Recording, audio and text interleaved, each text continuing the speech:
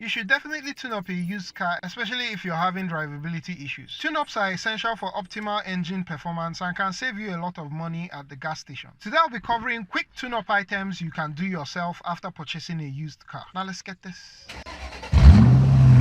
These tune-ups will help prevent or eliminate drivability issues such as rough idle, hard starting, stalling, poor acceleration, surging, or poor gas mileage. I'll be carrying out these tune-up items on my 2017 Honda Accord, which I got used. Some of these procedures do not have a mileage recommendation from the manufacturer, but they are must-dos if you value efficiency. That said, always consult your car owner's manual and previous service records if available, as they may give you a good idea of the mileage at which to do some of these items. 1. Cleaning or replacing the PCV valve. This is something that doesn't have a mileage recommendation from many manufacturers. Yet it's quite common to have the PCV valve get clogged in as little as 30,000 miles. This should be cleaned or replaced accordingly, especially if you're having symptoms of a clogged or stuck open PCV valve. This could range from a low or rough idle, oil burning, valve cover leaks, just as I have here, and so on and so forth. While I won't be cleaning the PCV valve today because it's plastic, I've already ordered for a replacement and will be doing that once it comes. I don't want to risk having carb cleaner degrade the plastic.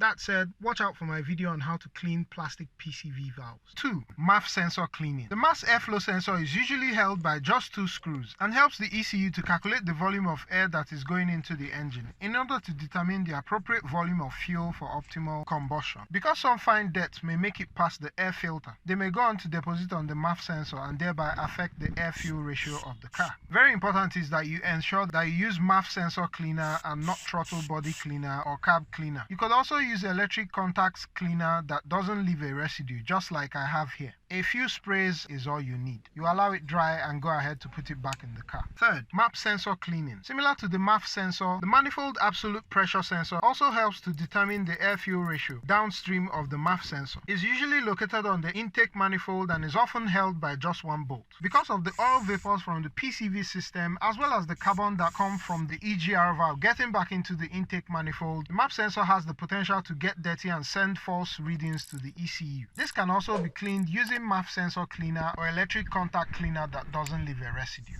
Just to say at this point that not all cars feature both a MAF and a MAP sensor. While this 9th generation Honda Accord has both sensors, it's not uncommon to have a car that would only have a MAP sensor like this 2003 Honda Accord, or just feature a MAF sensor like this Toyota Corolla. So don't be alarmed if you don't find either of these sensors on your car. 4. Engine air cleaner element or filter. I once had what I thought was a transmission problem on a 2003 Accord. The car would accelerate up to a point and suddenly lose all power despite having your foot on the gas. It later turned out to be a clogged air filter. Air filters are pretty easy to change, and on many cars the air filter housing is just held by clamps. Simply undo these clamps and swap out the air filter. 5. Throttle body cleaning. This is one I would recommend, especially if you have an erratic idle. Carbon builds up on the butterfly plate of the throttle body and should be cleaned periodically to remove these carbons so that the butterfly plate is not restricted, thereby hindering the volume of air that goes into the engine. Lastly, an oil change to keep engine parts well lubricated. Newer cars tend to have maintenance minders which track the interval of oil change and other maintenance items. So depending on the mileage or maintenance minder of your car, as well as prior service records if available, you may or may not have to do this soon after getting a used car. This is actually the first time I'm doing these tune-up items on this car since getting it. There may also be other tune-up items which you may do on the car depending on the mileage, as well as recommendations from the owner's manual. If you want in-depth information on the tune-up items covered today, I'm going to leave links to full videos that I have done on these subjects. Hope this was helpful. Catch you on the next one. Peace.